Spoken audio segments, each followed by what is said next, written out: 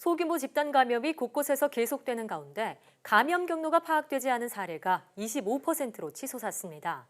현재 전국에서 시행 중인 거리두기 2단계 효과가 언제쯤 나타날지 불분명한 상황인데요. 코로나19 브리핑 고려대학교 학대학 김정기 교수와 전화로 연결해서 자세한 이야기 들어보겠습니다. 교수님 나와 계십니까? 네, 안녕하세요. 네. 한때 400명을 돌파했던 신규 확진자가 다시 200명대로 내려왔습니다. 현재 추이부터 진단해 주시죠. 예전에 광복절 이후에 200명대를 보이다가 말씀하신 것처럼 8월 27일에는 400명대를 보인 적도 있습니다. 그 이후에는 300명대를 보이다가 최근에는 이제 한 200명대를 보이고 있는데요. 일단 말씀드린 8월 27일 400명대를 보였던 거는 당시에 사랑제일교회의 밀접 접촉자들을 대상으로 진단검사가 이루어졌기 때문에 크게 증가했던 거고, 현재 200명대에서 300명 사이를 보이는 이 추세는 실제로 사랑제일교회와 그리고 광화문 집회 당시에 이 방역권 밖에 있어 계신 분들이 있거든요. 그러니까 진단 검사가 제대로 이루어져 있지 않는 분들이 있었기 때문에 이 부분들이 계속 전파를 일으키면서 확진이 되고 있는 상황이다. 그래서 만약에 현재 지금 수도권에서는 사회적 거리두기 2.5단계, 전국적으로는 2단계를 시행하고 있는데, 이게 제대로 효과를 발휘하지 못하면 지금 수준은 계속 이어질 것 같다, 이런 생각을 가지고 있습니다. 네. 일일 신규 확진자 수가 조금 줄기는 했지만 감염 경로가 불분명한 환자 비율이 문제입니다. 25%대로 역대 최고치를 기록했는데 그 이유가 무엇인지 궁금하고요. 또 이 비율을 줄이기 위해서는 어떤 노력을 해야 할까요? 앞서 말씀드린 것처럼 실제로 이제 최근에 감염 경로가 확인이 안 되는 사례들 같은 경우에, 그러니까 8월 30일 기준으로 중대본 발표에 의하면 전국적으로는 21.5%였고 서울은 36.2%였거든요. 근데 오늘 발표된 걸로는 실제로 말씀하신 것처럼 거의 25% 정도를 보이고 있는데, 이런 감염 경로를 파악하지 못하는 불분명 사례가 나오는 가장 큰 이유는 사랑제일교회도 그렇고 광화문 집회도 그렇고 실제로 수재 파악이 안 되면서 진단검사가 채 이루어지지 않은 분들이 상당수 계시거든요. 그러니까 실제로 사랑제일교회 같은 경우에는 한 3,900여 명이 검사를 받은 걸로 알려져 있지만 나머지 1,400여 명은 검사가 이루어지지 않았고요. 광화문 집회도 현재 소재 파악이 안 되는 분들이 한 7천여 명 정도로 파악이 되고 있습니다. 그러다 보니까 이분들 중에 상당 비율로 한 20-30% 정도는 감염이 됐을 걸로 추정을 하고 있는데, 이분들이 각 지역사회에서 생활을 하면서 계속 전파를 일으키다 보니까 실제로 확진자들 가운데 어디서 감염됐는지 모르는, 그러니까 감염 경로가 불명한 사례들이 계속 발생을 하고 있다, 이렇게 생각을 하고 있습니다. 일단 검사에 그에 대한 협조가 좀 미진한 것이 큰 원인이다, 이렇게 말씀해 주셨습니다.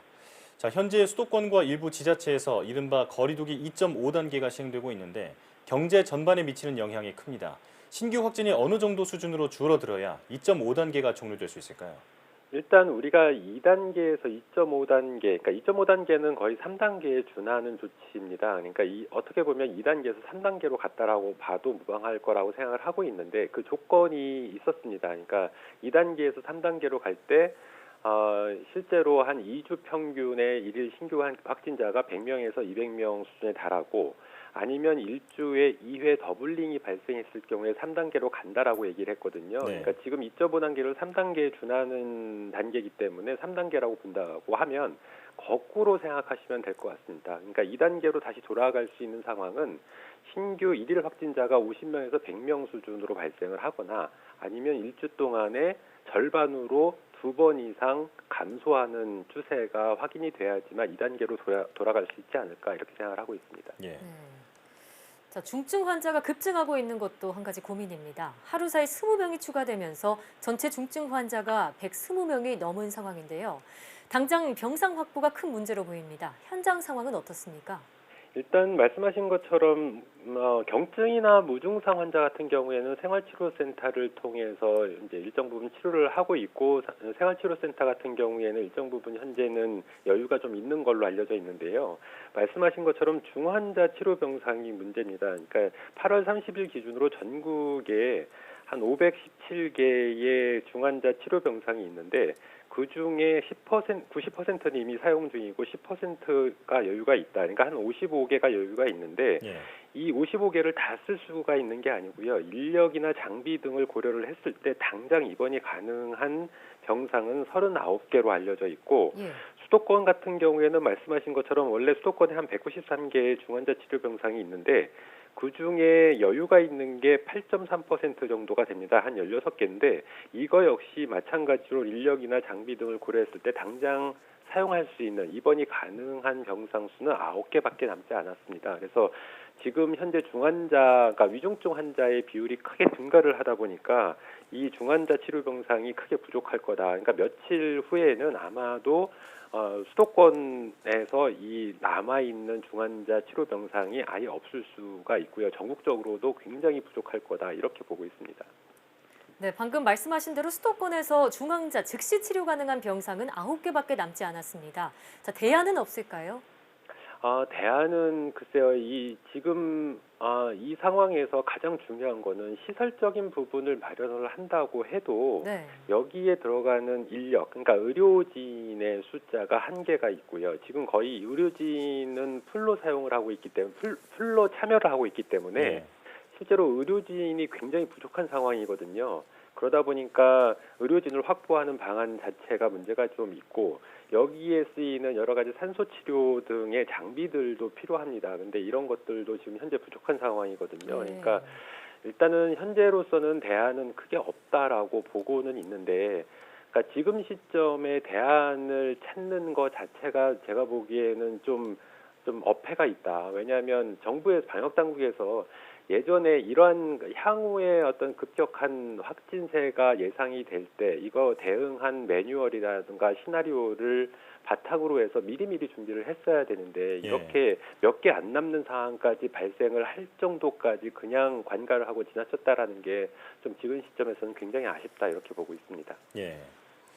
자, 이제는 수능 얘기를 해보도록 하겠습니다. 3일부터 수능 응시원서 접수가 시작됩니다. 오는 12월 3일이 수능 예정일인데 그대로 진행해도 될지 교수님 의견은 어떠십니까? 글쎄요, 일단은 앞으로 3개월 정도가 남았는데 그때까지의 추세를 좀 봐야 될 거라고는 생각을 하고 있습니다. 근데 문제는 지금 한 하루에 현재 상황으로 200명에서 300명 사이의 일일 신규 확진자가 나오고 있는데 일단 현재 시도하고 있는 2단계 또는 2.5단계가 어느 정도 효력을 발휘할지는 앞으로 1, 2주를 좀 관망을 해봐야 되는 상황이고요. 더군다나 한 달 후에는 추석 명절이 있는데 이때 이제 전국적으로 대이동이 일어나게 됩니다. 그렇게 되면 지금 상황이 크게 안정화되지 않는다라고 가정을 한다라고 하면 명절 이후에는 더 지금 상황보다 악화될 수가 있다. 그렇게 되면 수능까지 크게 영향을 미칠 거라고 생각을 하고 있습니다. 그래서 네.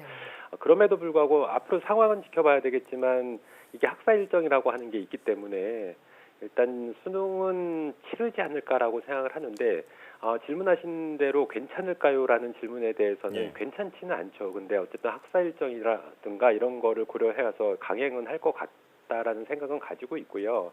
만약에 그럴 경우에는 수험생들에 대해서 시험 일자 이후의 관리가 굉장히 중요하다 이렇게 보고는 있습니다. 네. 자, 앞서 저희가 보도해드린 대로 정부가 발행한 숙박 할인 쿠폰으로 다음 주까지 4만여 가구가 여행을 계획하고 있는 것으로 알려졌습니다. 방역에 문제가 생기지는 않을지 우려되는데요. 어떻게 보십니까? 아무래도 말씀하신 이 8대 소비 쿠폰 중에 하나가 이 숙박 쿠폰이었고요. 당시에는 100만 장을 발행할 예정이었으나 최근 상황이 크게 악화되면서 실제로 발행 중단을 했거든요.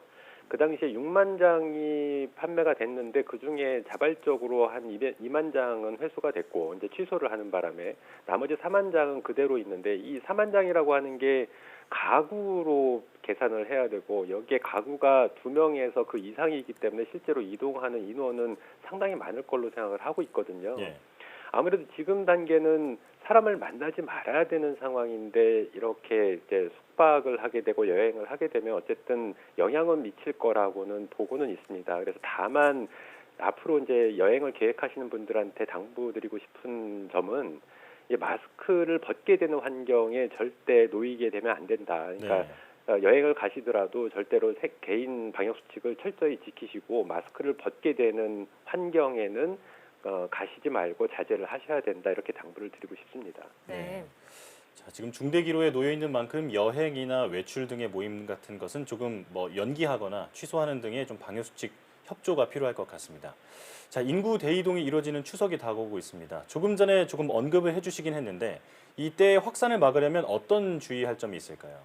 가장 중요한 거는 방금 전에 말씀드린 거하고 같은 맥락입니다. 기본적으로 마스크가 현 단계에서는 가장 중요한 방역 수단이고요.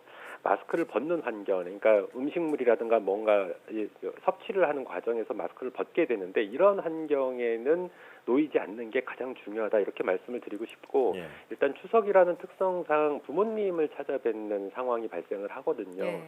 이 코로나19는 가장 위험한 사람이 가장 가까운 사람이에요. 아이러니하게. 네. 그렇기 때문에 가족들이 다수가 이렇게 각지에서 모이게 되면 이 과정에서 추가적인 확산이 일어날 수 있으니까 가급적이면 이번 추석은 방문을 안 하는 게 오히려 부모님이나 할아버지 할머니를 위해서 더 낫다라고 저는 생각을 하거든요. 그래서 가급적이면 이번 추석 때에는 방문을 자제하시는 게 맞다. 그리고 부득이하게 방문을 하실 때에는 이 마스크를 집에서라도 계속 착용을 하시는 게 부모님을 위해서 좋겠다라는 말씀을 드리고 싶습니다. 예. 네. 자, 막바지 여름 휴가와 또 다가오는 추석 연휴가 코로나19 확산의 또 다른 불씨가 되지 않도록 모든 국민의 방역수칙 협조가 필요하겠습니다. 지금까지 고려대학교 약학대학 김정기 교수와 함께했습니다. 오늘 말씀 고맙습니다. 감사합니다.